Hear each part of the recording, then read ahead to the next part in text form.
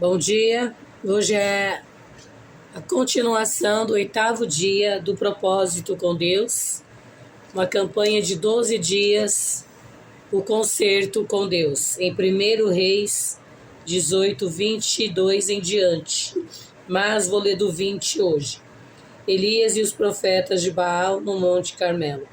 Então enviou Acabe mensageiros, e todos os filhos de Israel se ajuntou ao profeta no Monte Carmelo.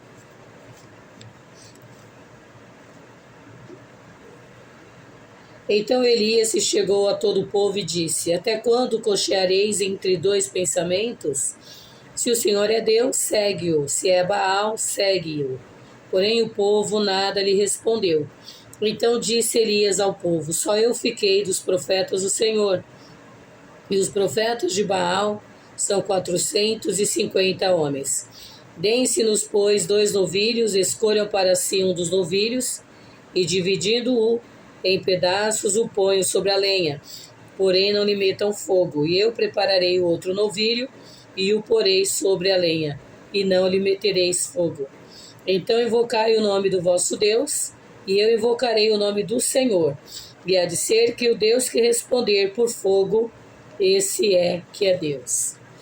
Louvado seja o nome do Senhor. Elias estava num grande desafio, sofrendo perseguições por Jezabel, que havia matado os profetas de Deus, que pregava contra o altar, os altares que ela espalhou sobre o povo de Israel, sobre a cidade, o país, para desviar o povo de Deus da presença do Senhor. Elias teve que fugir, porque ela matou quase todos os profetas. Quase, porque faltou ainda ele, sobrou ele pela graça de Deus, porque Deus é aquele que opera nas nossas vidas, muitas vezes em pequeno número, como apenas estava ali Elias, porque a maioria do povo havia se corrompido.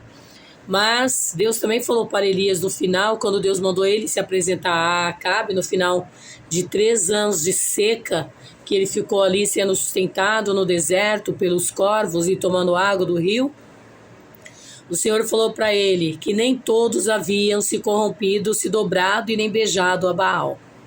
Então o Senhor mandou ele se apresentar a Acabe com um desafio.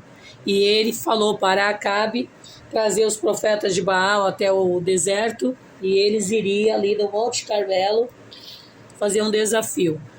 Pegaram 2 bezerros, deram um para os profetas de Baal e um para ele, e cada um fez o seu altar. Só que Elias consertou o altar de Deus, que estava quebrado, que a Jezabel havia ordenado que tirasse todos os altares do Senhor, para corromper o povo a não ter onde servir a Deus, para servir no templo de Baal. E Deus assim contemplou a Elias. Ele consertou, colocou as 12 pedras, preparou a lenha, o bezerro, mas não meteu fogo.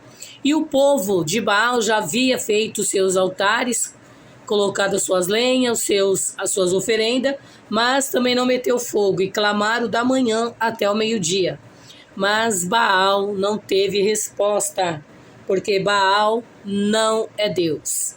E quando Elias orou depois do meio-dia, oferecendo oferta ao Senhor, ele ainda molhou a lenha, molhou o holocausto, molhou todo aquele local ali do altar e clamou ao Senhor, para que Deus fizesse o coração daquele povo de Israel saber que tudo que eles passaram era porque eles haviam entregado a vida a Baal, deixado o caminho da verdade e ido à idolatria, e que o Senhor desse um sinal de fogo, que ele era o seu servo, que ele estava ali fazendo a vontade de Deus. E o Senhor assim respondeu com fogo.